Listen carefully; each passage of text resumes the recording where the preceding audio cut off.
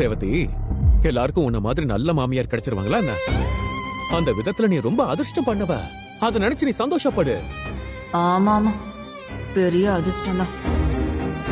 ஆமா ரேவதி, மதிக்க வேலை போன விஷயம் உனக்கு எப்படி தெரியும்? அவதாங்க சொன்னா. ஓ, கான்டாக்ட்ல இருக்கல்ல.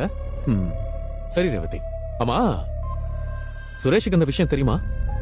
இல்ல, சொல்லல. சரி, நான் அவனுக்கு போன் அடிச்சு பாக்குறேன்.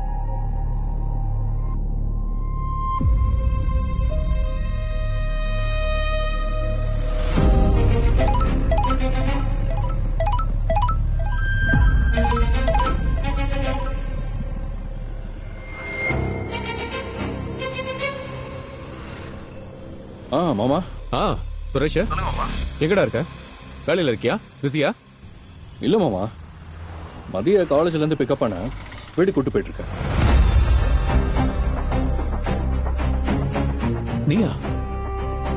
நீயாடா மதிய காலேஜ்ல இருந்து கூட்டிட்டு வர போயிருக்க? ஆமா மாமா.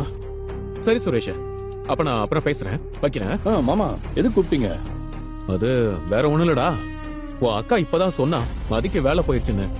சரி, அந்த விஷயம் உனக்கும் தெரியுமான்னு கேக்குறதுக்கு தான் போன் அடிச்சேன். இப்பதான் நீ மதி கூட இருக்கியே, அப்ப கண்டிப்பா உனக்கு தெரிஞ்சிருக்கும். தெரியும் மாமா. சரிடா, நான் அப்புறம் பேசுறேன், போனை வைக்கிறேன்.